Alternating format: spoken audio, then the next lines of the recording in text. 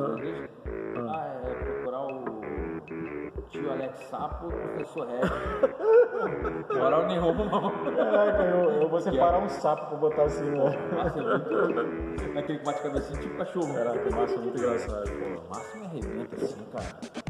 Fala aí, pessoal, estamos começando mais um Perguntas e Respostas.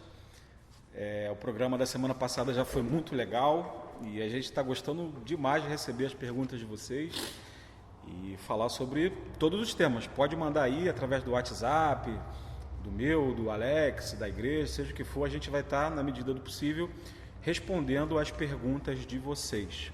Bom, vou começar com uma pergunta aqui hoje. Vou falar de quem é, Mari, porque a Mari já viu que ela vai mandar pergunta toda semana, né? Então, a Mari perguntou o seguinte: por que as pessoas antigamente viviam muito mais tempo, 600 anos, 500 anos, e hoje em dia não vive mais assim? Será que tem a ver isso com o calendário? Olha, todo tipo de questão assim como essa pode ter várias possibilidades. O que a maioria dos estudiosos dizem é que não tem relação com o calendário, tá? O calendário realmente mudou. Antigamente o calendário ele era o calendário lunar, solar? Isso, lunar. A maioria dos povos da antiguidade usava o calendário lunar. Lunar. Muito parecido com esse calendário é, por exemplo, o chinês, que não é igual ao nosso. Tanto é que se você for ver lá no calendário chinês, eles estão num ano e a gente está no outro, né? Assim como Israel, né? Tá também 5.000 e vai lá fumaça, quase 6.000 anos. Comemora Ano Novo numa época, a gente comemora. O Ocidente comemora numa época que o Ocidente tem o mesmo calendário que a gente, né? Isso. E o Oriente é um outro tipo chamado calendário gregoriano, né? O Ocidente, que é o nosso. Ocidente, né? Parte da Igreja Católica. É isso aí. A partir de Gregório, a gente tem esse calendário gregoriano, que é o que a gente usa. Mas dizem os estudiosos que isso não tem nada a ver com o fato de que as pessoas antigamente viviam mais, não. A maioria acredita que as pessoas viviam mais antigamente, porque lá no início, assim, quando existe o rompimento, o homem rompe com Deus por causa do pecado, o homem basicamente ele começa a entrar num processo de decomposição. Não só o homem, mas toda a criação, a natureza, né?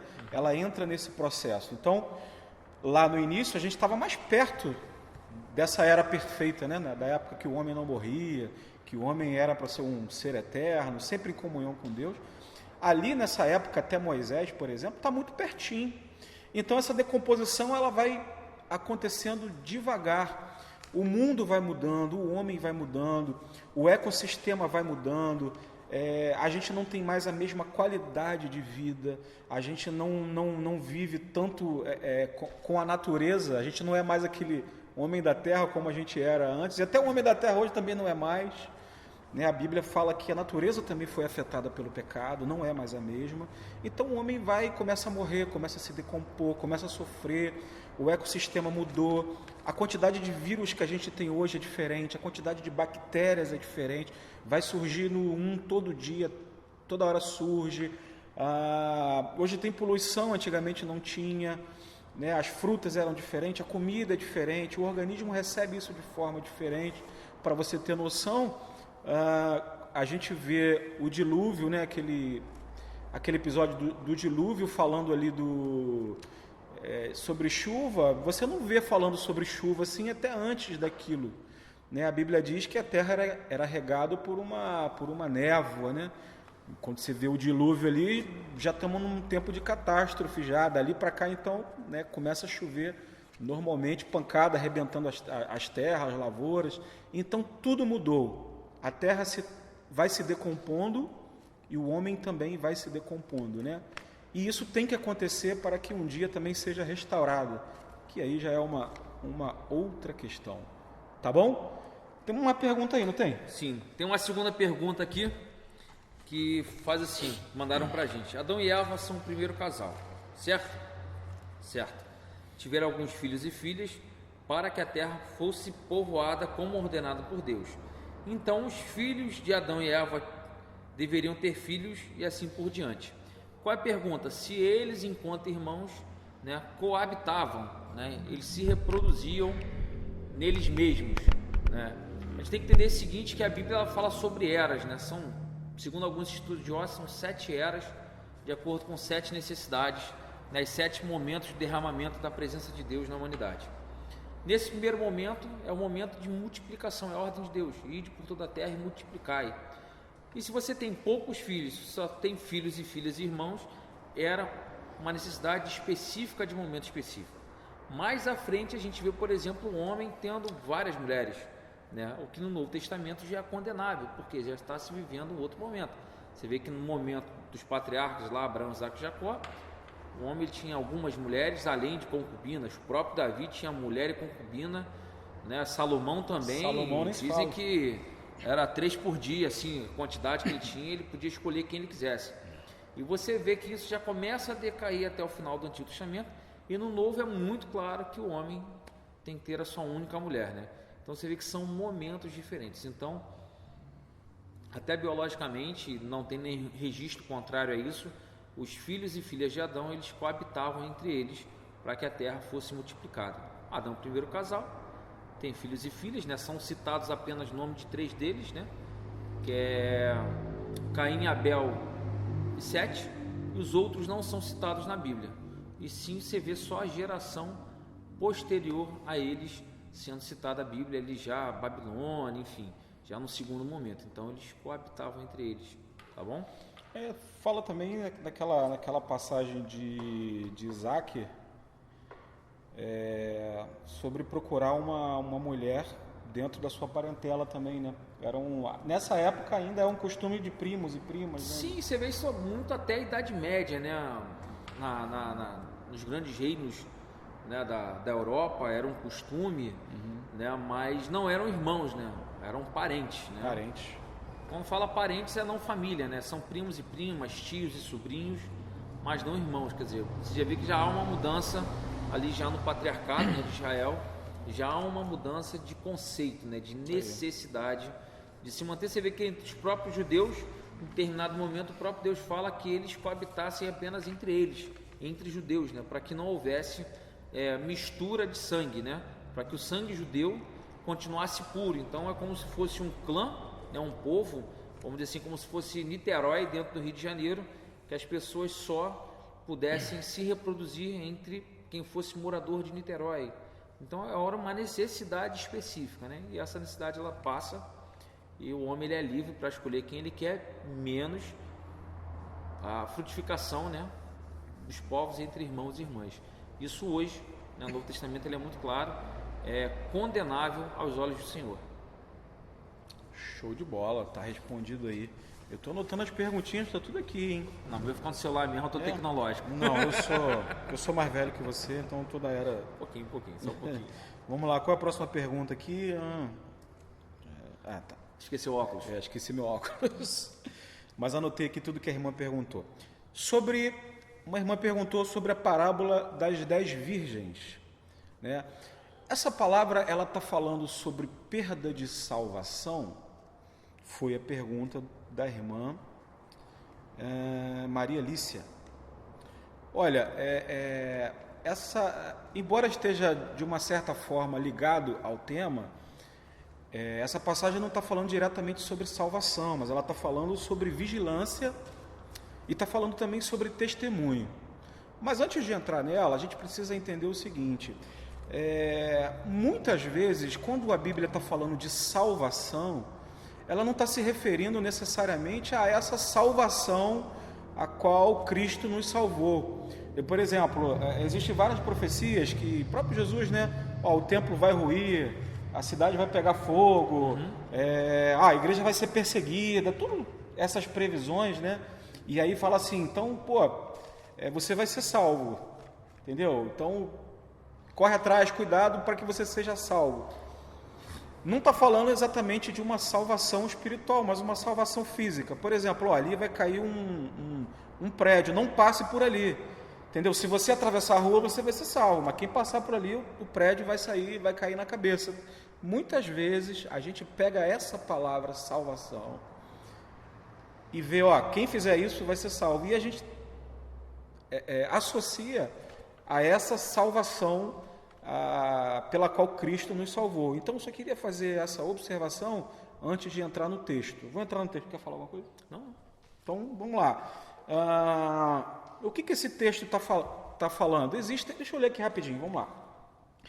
Então, o reino dos céus será semelhante a 10 virgens que, tomando as suas lâmpadas, saíram a encontrar-se com o noivo. 5 dentre elas eram nécias e 5 prudentes. As nécias, ao tomarem as suas lâmpadas, não levaram azeite consigo. No entanto, as prudentes, além das lâmpadas, levaram azeite nas vasilhas. E, tardando o noivo, foram todas tomadas de sono e adormeceram. Grava essa parte, todas adormeceram. Mas, à meia-noite, ouviu-se um grito, eis o noivo. Não fala quem gritou. Saía ao seu encontro, então se levantaram todas aquelas virgens e prepararam as suas lâmpadas.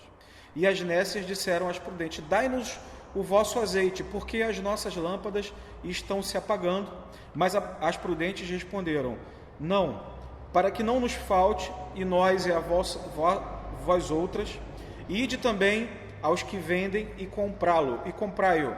E saindo elas para comprar, chegou o noivo, e as que estavam apercebidas entraram com ele para as bodas e fechou-se as portas. Mais tarde, chegaram as virgens nécias clamando, Senhor, Senhor, abre-nos a porta. Mas ele respondeu, em verdade vos digo que não vos conheço. Vigiai, pois, porque não sabeis o dia nem a hora. Existem também algumas interpretações para esse texto. Existe gente que pensa, por exemplo, que defende a ideia de que esse texto está falando da grande tribulação. Até porque, se você olhar o 24, Jesus está explicando o tempo inteiro sobre os últimos dias, aquelas coisas todas. E quando você olha para Apocalipse, fala sobre a noite, sobre a madrugada, sobre esse tipo de coisa. Então, muita gente acredita que esse texto quer dizer o seguinte, que quando vier a grande tribulação, aquelas pessoas que foram preparadas, que teve um certo preparo, vão poder suportar esse momento. E aquelas pessoas que não se prepararam para isso, não suportarão esse momento, porque vai ser um momento muito difícil. Não terão qualidade na hora de suportar esse momento. Não vai ter preparo. Que a gente vê hoje. Né? Infelizmente, alguns irmãos espiritualmente, vamos dizer assim, decaindo, né? Sofrendo por não entenderem ou por não terem vigiado, ou por não compreenderem o que a palavra nos ensina sobre momentos como esse. Exatamente. Você vê o sofrimento de muitos dos nossos irmãos. São essas noivas que não foram prudentes, né? Não se prepararam para aquele momento. Essa é uma possibilidade. Existe uma outra possibilidade também mais interessante, e eu gosto muito dela, é o seguinte, você vê que Jesus nesse texto ele está falando para judeus, e ele usa uma situação do meio dos judeus para poder mandar o seu recado. Qual é a situação? Ele fala sobre o casamento dos judeus. Quando a Bíblia fala de 10 noivas, ele não está falando, ou melhor, de 10 virgens, ele não está falando que existia 10 noivas. A noiva era uma só. Mas pela tradição, essas 10 virgens, no casamento judaico, quando havia um casamento, existia, hoje a gente tem, por exemplo, os madrinhos, padrinhos, madrinhas. Antigamente existiam as acompanhantes, é como se fossem damas de honra, alguma coisa desse tipo. Então, a tradição diz que esse texto está dizendo que existiam 10 damas, não eram 10 noivas, as noivas eram uma só. O número 5, provavelmente, eram 10, 5 eram prudentes e 5 não. 5, esse número para os judeus, número 5, quer dizer responsabilidade. Ou seja, 5 delas foram responsáveis. Prepararam a luz, prepararam o conhecimento, se encheram para aquele momento. A luz, a lâmpada e o óleo, gente, não é o que se diz em alguns movimentos, que se você tiver com a lâmpada cheia, você vai estar cheio do Espírito, você vai dar glória, aleluia, e vai pular, não. Naquela época não existia luz. A lâmpada, você botava o azeite, tocava fogo e aquilo iluminava. Então, o foco não está na lâmpada nem no azeite, o foco está na luz. Muitas pessoas se prepararam para ter luz na hora certa, que era a hora do casamento, que acontecia de madrugada, de noite. Elas estavam prontas para aquilo, embora elas também dormiram. E existiam 5, então se 5 é o número da prudência, do preparo, que estavam preparados, existem 5 que não se prepararam para isso. Então, o que o texto quer dizer? Vai chegar um momento que essas pessoas que foram preparadas, que essas pessoas que estão prontas para encontrar o noivo, elas vão encontrar o noivo. Mas no meio delas existe um número de pessoas que não estão preparadas. Essas pessoas andam juntas.